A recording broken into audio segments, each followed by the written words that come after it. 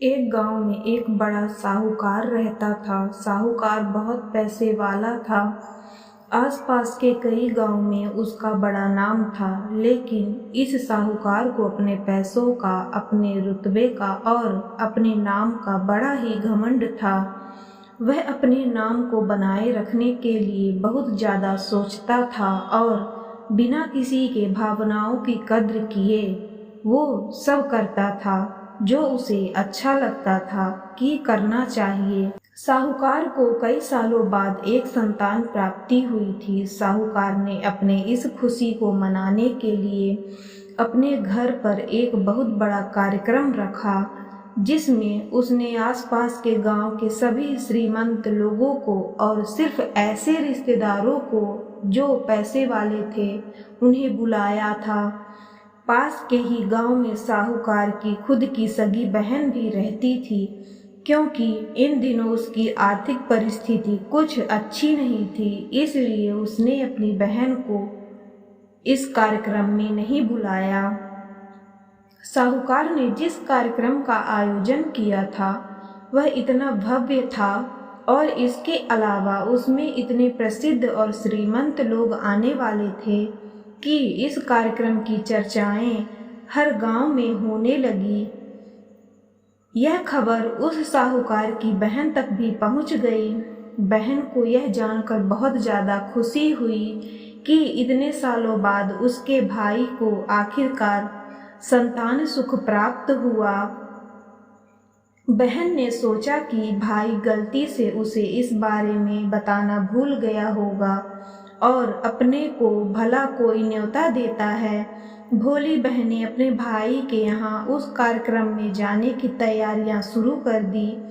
जिस दिन वह कार्यक्रम था उस दिन बहन सुबह सुबह ही अपने भाई के घर जाने के लिए निकल पड़ी।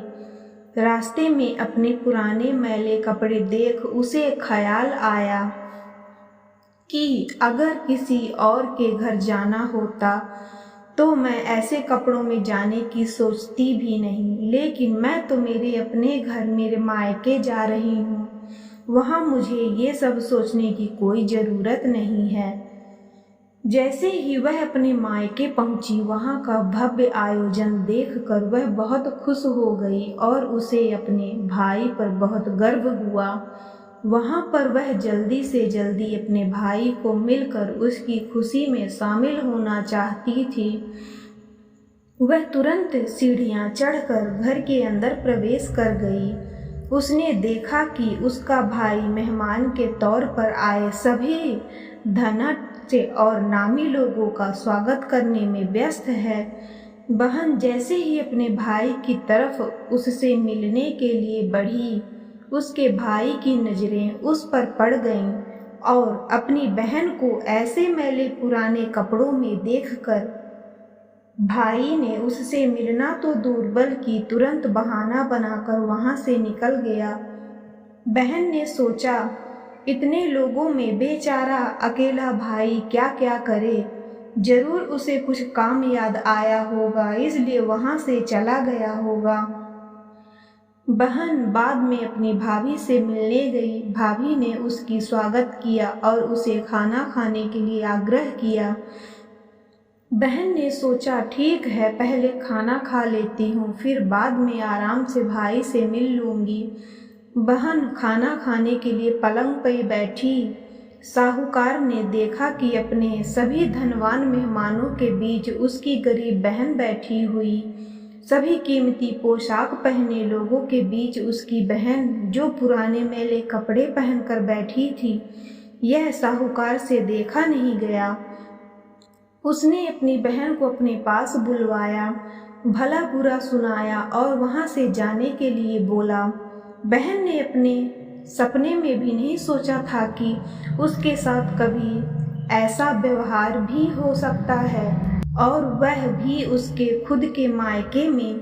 अपना अपमान होने के बाद बहन तुरंत अपने घर ससुराल जाने के लिए चल पड़ी। बहन इस बात को पचा ही नहीं पा रही थी कि उसके अपने भाई ने उसके साथ इतना बुरा व्यवहार किया। उसकी आंखों से आंसू नहीं थम रहे थे। रास्ते में उसे अपनी पुरानी दोस्त मिली। उस दोस्त ने उसे रोने का कारण पूछा। हालांकि बहन उसे कुछ भी नहीं बताना चाहती थी, लेकिन दोस्त के बार बार पूछने पर उसने उसके साथ हुई सारी घटना उसे बता दी। उसकी दोस्त एक समझदार महिला थी और काफ़ी प्रैक्टिकल सोचने वाली थी।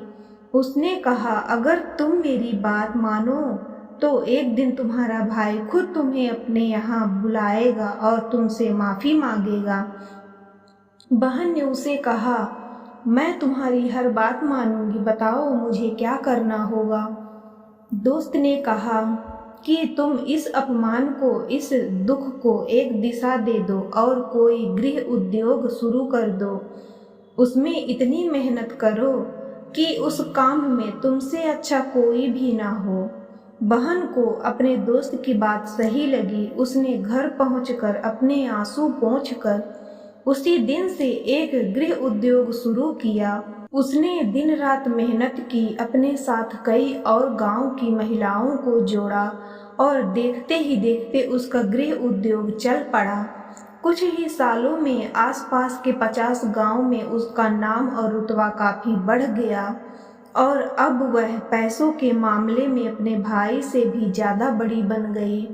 भाई को भी जब यह पता चला कि उसकी बहन इतनी श्रीमंत हो गई है तो उसने सोचा कि एक बार उससे मिलकर आया जाए। वह जब अपनी बहन को उसके घर मिलने पहुंचा तो बहन ने उसका किसी राजा महाराजा की तरह स्वागत किया, उसके पसंद खाना खिलाया। बहन का ऐसा व्यवहार देखकर भाई को अपनी पिछली गलती का एहसास हुआ, इसलिए उसने अपनी बहन को अपने घर होने वाली पूजा के लिए आमंत्रित किया।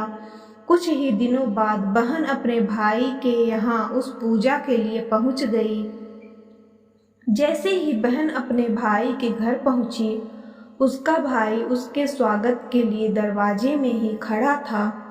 बहन अपनी महंगी गाड़ी में आई थी। उसने बहुत कीमती साड़ी और उससे भी ज़्यादा कीमती गहने दागिने पहन रखे थे। बहन का ऐसा ठाट बाट देखकर सिर्फ भाई नहीं बल्कि उसका पूरा गांव दंग रह गया। भाई दौड़कर आया और बहन की गाड़ी का दरवाज़ा खोलकर उसे बाहर आने के लिए कहा और बड़े प्यार से उसे पूजा का प्रसाद ग्रहण करने के लिए बुलाया। बहन को इस बार 12 पकवान परोसे गए थे। चांदी की थाली में उसे खाना दिया गया था। वह साथ में एक सोने की चम्मच भी रखी गई थी। उसके बैठने के लिए बेशकीमती पाट रखा गया था। बहन को यह सब देखकर उसके वह पुराने दिन याद आ गए जब भाई ने उसे बिना खाना खिलाए ही भला बुरा कहकर वापस लौटा दिया था। बहन खाना खाने के लिए तो नहीं बैठी, लेकिन उसने अपने सारे कीमती दाग दागिने और जेवर उतार कर उस थाली के सामने रख दिए और खाने में से कुछ निवाले उन दाग दागिना पर रख दिए। बहन का ऐसा व्यवहार देखकर सभी हैरान थे। किसी को नहीं समझ में आ रहा था कि बहन ऐसा क्यों कर रही है। आखिर वह क्यों उन जेवरों को खाना खिला रही है। जब सभी ने उससे पूछा कि वह क्यों ऐसा कर रही है, तब बहन ने सबके सामने बताया कि आज जो उसका इतना मान सम्मान हो रहा है वह दरअसल उसका नहीं, उसके इन्हीं कीमती दाग दागिनों और कपड़ों का हो रहा है। क्योंकि मैं तो अभी भी वही पुरानी साहूकार की बहन ही हूँ। अगर कुछ बदला है तो वह मेरी परिस्थिति है, मेरे कपड़े और गहने हैं। भाई ने अपनी गलती का एहसास होने पर इस बार अपनी बहन के पैर पकड़कर माफ़ी मांगी। बहन जो पहले भी अपने भाई से निस्वार्थ प्रेम करती थी, उसने अपने भाई को माफ़ कर दिया और उसे गले से लगा लिया। दोस्तों, पैसे सिर्फ हमारे जीवन को सरल बनाने के लिए हैं, जबकि रिश्ते जीवन में मिले किसी वरदान की तरह हैं। अगर उन्हें सच्चे मन से और निस्वार्थ भाव से निभाए जाएं, पैसे खर्च हो जाएं तो आप बाद में भी कमा सकते हैं, मगर रिश्ते खर्च हो जाएं तो दुनिया का सारा धन भी आपको उन्हें वापस नहीं दिला सकता।